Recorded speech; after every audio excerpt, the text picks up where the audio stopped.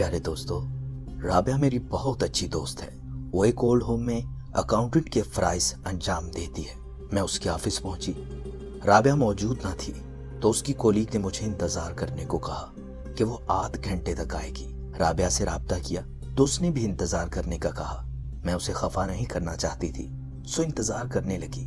दिसंबर की ठंड थी। कमरे से निकलकर बाहर लॉन में धूप में आ गई।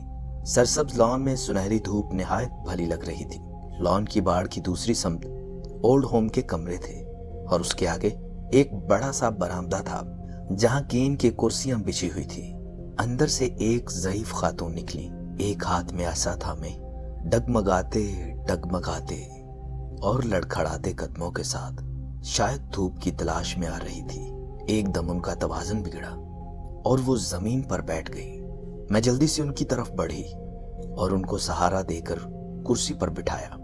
उन्होंने बहुत प्यार भरी नजरों से मुझे देखा और मेरे सर पर हाथ रखकर शुक्रिया अदा किया। उनका सुलझा हुआ अंदाज मुझे बहुत भाया। मैं उनके पास बैठ गई। मुझसे मेरे बारे में पूछने लगी। मेरे ये बताने पर कि मैं एक टीचर हूँ वो बहुत खुश हुई, अपने ख्यालात में खो गई। उनके चेहरे पर उदास मुस्कुराहट फैल गई। तुम्हें पता है, मैं हेड मिस्ट्रेस के ओहदे से रिटायर हुई थी। मैंने चौंक कर उन्हें देखा और बेइख्तियार मुंह से निकला, और फिर ओल्ड होम? बस बेटा, हालात की सितम ज़रीफी और अपनों की लापरवाहियां हैं। क्यों मैं बच्चों को तकलीफ दूं? जिंदगी तो बीत ही गई है। अब मैं उनके किसी काम की नहीं रही तो उन पर बोझ क्यों बनूं? वाह रे खुदा की कुदरत। माँ में भी कैसा खमीर है, हर हाल में औलाद की खैर मांगती है, खुद तकलीफ में भी हो मगर ये नहीं चाहती कि उसकी औलाद को गर्म हवा भी लगे। मैंने उनके हाथ पे हाथ रख दिया। उन्होंने धीमे से मुस्कुराते हुए मेरा हाथ दूसरे हाथ से थपका। उनकी मुस्कुराहट में दर्द छुपा हुआ था। फिर उन्होंने खला में देखते हुए एक आह भरी। कहने लगी, मेरा शोहर महकमा ज़राअत में 18वें ग्रेड का ऑफिसर था। हमारे 4 बच्चे हैं, एक बेटी और 3 बेटे। बड़ी बेटी की शादी कर दी, वो इंग्लैंड होती है। उसके 2 बेटे हैं अब तो बड़े हो गए होंगे माशाल्लाह। उनका चेहरा मासूमाना हो गया। एक बेटा अमेरिका होता है अपनी फैमिली के साथ और बाकी 2 जर्मनी होते हैं। जब मेरे शोहर का इंतकाल हुआ तब कुछ अरसा बाद मैं रिटायर हो गई।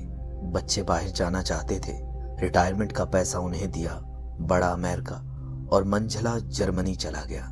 6 माह बाद अपनी अपनी बीवियों को भी ले गए। सबसे छोटा भी जाना चाहता था मगर गुंजाइश ही नहीं रही थी। मेरे पास कुछ भी नहीं बचा था जो मैं उसके हाथ पर रखती।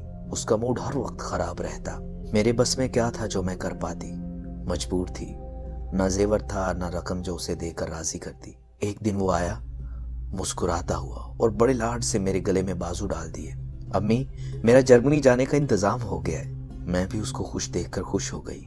इंतजाम कहाँ से कैसे हुआ मुझे कुछ खबर न थी और शहजाद जर्मनी चला गया। उसे गए 3 माह गुजर गए। एक दिन मैं बैठी थी कि उसका फोन आया।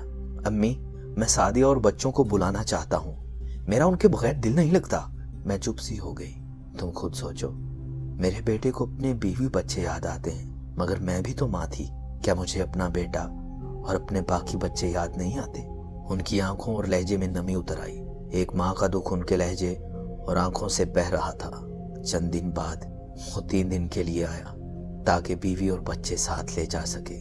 अगले दिन उसकी फ्लाइट थी। वो रात को मेरे पास आया और कहा, अम्मी, कल हम सुबह जा रहे हैं। मैंने कहा, ठीक है बेटा, जैसे तुम खुश। मेरा क्या है, पेंशन से गुजारा कर लूंगी। सकीना बीबी भी है ना मेरे पास सो जाया करेगी। वो अम्मी, दरअसल बात यह है कि ये मकान बेचकर मैं जर्मनी गया था और पैसों का इंतजाम इसी तरह से हुआ था और मैंने 3 माह का वक्त लिया था। यह सुनकर मेरे पांव तले से जमीन निकल गई। ना छत रही ना पांव की जमीन। 4 जवान मजबूत बच्चों की माँ बेसाहिबा हो गई। अगले दिन वो मुझे यहाँ छोड़ गया। 12 बरस बीत गए। उन्होंने पलट कर खबर ना ली। खैर, जहाँ रहें खुश रहें। मैं उनके लिए दुआ करती हूँ कि अल्लाह उनके बच्चों को सादतमंद बनाए और उनको ऐसा दुख ना दे। वो अपनी आंखें दुपट्टे के पल्ले से साफ करके खड़ी हो गई। अच्छा बेटा, नमाज का वक्त हो गया है। वो मेरे सर पर हाथ करके आहिस्ता आहिस्ता عصا کے سہارے اندر چلی گئی۔ پیارے دوستو، اور وہ بڑا ہی خوش قسمت انسان ہے جس کی ماں زندہ ہو اور وہ اس کے حق کے مطابق اس کی خدمت کرے یا عزت دے۔ السلام علیکم ورحمۃ اللہ وبرکاتہ۔